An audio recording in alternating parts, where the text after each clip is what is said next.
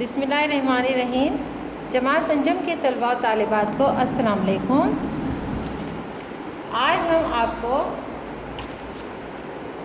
आपका जो copy work है वो करना सिखाएंगे कि आपको ये कॉपी वर्क कैसे करना है। ठीक है, सबसे पहले पेज पे आपको अपना नाम लिखना है।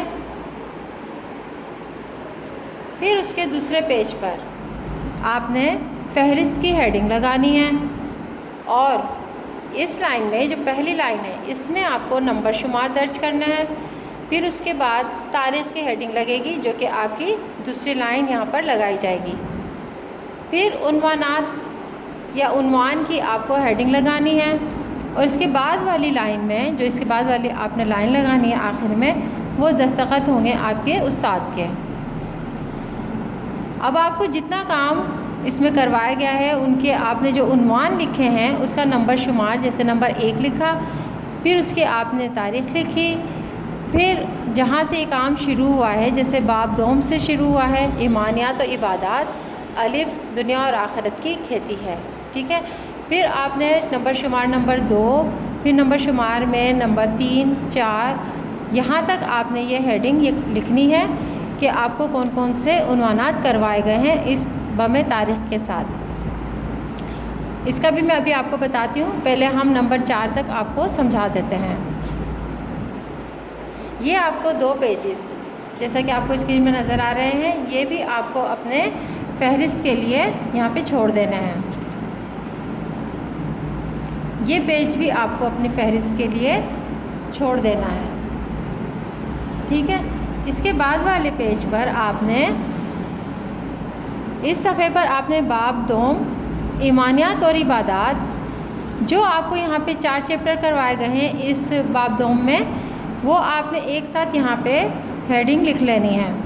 जैसे यहाँ पे आप लिखेंगे अलिफ दुनिया आखिरत की खेती है, बे इताअत रसूल सल्लल्लाहु अलैहि वसल्लम और उसकी अहमियत, हिस्सा जीम सुन्नत नबवी सल्लल्लाहु अलैहि वसल्लम की अहमियत, हिस्सा दाल जुम्मा ईदैन तारुफ और माशरती अहमियत, ईदैन ईद उल फित्र और ईद उल अज़हा। देखिए बच्चों, ये जो काम आपको नज़र आ रहा है ये काम आपको यहाँ पे फ़ोटो कॉपी किया हुआ मिलेगा, जो कि आपने इस तरीके से यहाँ से आपको इसमें इसके साथ यहाँ से चिपका लेना है। ठीक है, ये बाब दोम ईमानियात और इबादात सबक अलिफ दुनिया आखिरत की खेती है। ठीक है, ये मश्की सवालात हैं। फिर इसके बाद वाले पीछे के पेज पर आपको दिखाया जा रहा है कि बाब दोम ईमानियात और इबादात, जैसे यहाँ से देखिए ईमानियात और इबादात सबक बे इताअत रसूल सल्लल्लाहु अलैहि वसल्लम और उसकी अहमियत, इसके मश्की सवालात और उनके जवाबात यहाँ से आपको फ़ोटो कापी किए हुए स्कूल से मिलेंगे, जो आपको इस तरह से इसमें पेस्ट कर लेना है। फिर इसके आगे वाले सफ़े पर आपने बाब दोम ईमानियात और इबादात सबक जीम सुन्नत नबी सल्लल्लाहु अलैहि वसल्लम की अहमियत, ठीक है, इसके मश्की सवालात और इसके जवाबात यहाँ पे तहरीर किए हुए हैं, जो कि आपको स्कूल से फ़ोटो कापी किए हुए मिलेंगे और इस तरीके से आपने यहाँ पर इसको चिपका लेना है। इसके बाद वाले पेज पर ये जो पीछे एक बैक साइड पर है, ये है बाब दोम ईमानियात और इबादात, हिस्सा दाल तारुफ और माशरती अहमियत, जुम्मा और ईदैन। मश्की सवालात दिए गए हैं और उनके जवाबात भी इसमें लिखे हुए हैं, जो कि आपको यहाँ पर इस पेज को यहाँ पे इस तरीके से चिपका लेना है। ठीक है, अब आ जाते हैं हम चैप्टर नंबर 5 पर। ठीक है, इसमें आपको ये बताया जाएगा कि हिस्सा जो है रोज़े का तारुफ और अहमियत, बुलंद ख़्वानी है हो गई है, वजाहत और सवाल जवाब। देखिए बेटा, इसकी तो आपको वीडियो अपलोड कर दी गई है। ठीक है, इसका लेक्चर हो गया है। इसके बाद जो आपको ये मश्क़ सवालात और इसके जवाबात यहाँ पे दिए गए हैं, जो कि टाइप फॉर्म में आपको नज़र आ रहे हैं, ये आपको दिए نہیں جائیں گے، یہ آپ کو ٹائپ فارم میں نہیں ملے گا، بلکہ آپ کو یہاں سے اس کی پکچر آپ پورٹل پہ دیکھ کر اور خود رائٹ کریں گے، ٹھیک ہے، خود سے آپ نے یہ اپنی کاپی میں یہاں پر تحریر کرنا ہے۔ جیسے سوال نمبر 1، روزے کا مفہوم بتائیے۔ جواب، روزے کو عربی میں صوم کہتے ہیں، جس کے معنی ہے رک جانا۔ اسلام میں روزے سے مراد اللہ کی رضا کے لیے صبح صادق سے لے کر غروب آفتاب تک کھانے پینے اور نفسانی خواہشات سے رکے رہنا روزہ ہے۔ سوال نمبر 2، روزے کی فرضیت کے بارے میں ایک آیت بیان کریں۔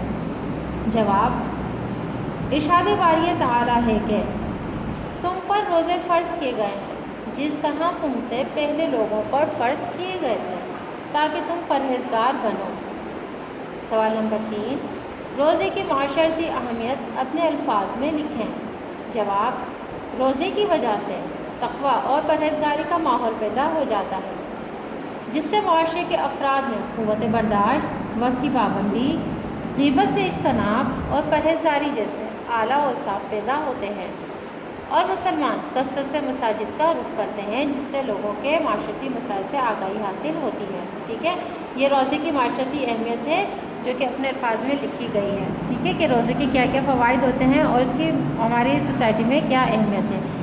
یہ اہمیت ہوتی ہے کہ مسلمان کثرت سے مساجد کا رخ کرتے ہیں اور ہمارے اندر قوت برداشت اور وقت کی پابندی جیسے وقت کی پابندی کی عادت پڑتی ہے اور غیبت سے ہم اجتناب کرتے ہیں۔ نمبر 4، روزے کے فضائل مختصراً بیان کریں۔ بھئی روزے کے بہت سارے فضائل ہیں، لیکن یہاں پہ مختصراً بیان کرنے کو کہا گیا ہے، تو ہم یہاں پہ جو ہے نمبر 4 تک ہم بتاتے ہیں کہ روزے کے فضائل مندرجہ ذیل ہیں۔ نمبر 1، روزہ اللہ کی رضا حاصل کرنے کی نیت سے کھانے پینے اور نفسانی خواہشات سے رکے رہنے کا نام ہے۔ نمبر 2، روزہ بھوکوں، پیاسوں اور غریبوں کا احساس دلاتا ہے۔ نمبر 3، روزہ انسان کی بہت ساری جسمانی اور روحانی بیماریوں کا علاج ہے۔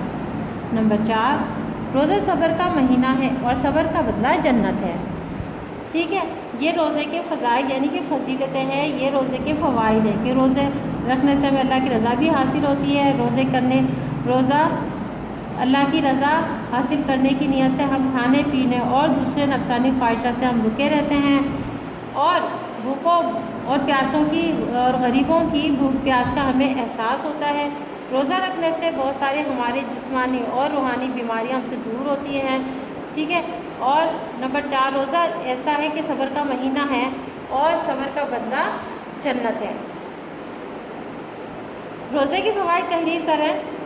روزے کے کیا کیا فوائد ہیں، یہ فضائل، اور اب ہم دیکھتے ہیں کہ روزے کے فوائد کیا کیا ہیں۔ نمبر 1، روزہ رکھنے کی وجہ سے روزہ دار تمام برائیوں سے بچا رہتا ہے۔ دیکھیں سب سے بڑا فائدہ کیا ہے کہ روزہ دار تمام برائیوں سے بچا رہتا ہے، اس کے ذہن میں ہر وقت یہی احساس رہتا ہے کہ بھئی مجھے اور میرا روزہ ہے تو میں اور تمام برائیوں سے میں دور رہوں، تاکہ اللہ تعالیٰ میرے روزے کو قبول فرمائے۔ روزہ رکھنے کی وجہ سے انسان کی صحت بہتر ہوتی ہے اور کئی بیماریوں سے بچا رہتا ہے۔ دیکھیں 11 مہینے تک ہم کھاتے پیتے ہیں اور بہت سارے ہمارے اندر ایسی ہیلتھ پرابلم ہو جاتی ہیں کہ جو ہم روزہ رکھنے سے ہمارے ہیلتھ ایشوز دور ہو جاتے ہیں اور ہم بہت ساری بیماریوں سے بچ جاتے ہیں۔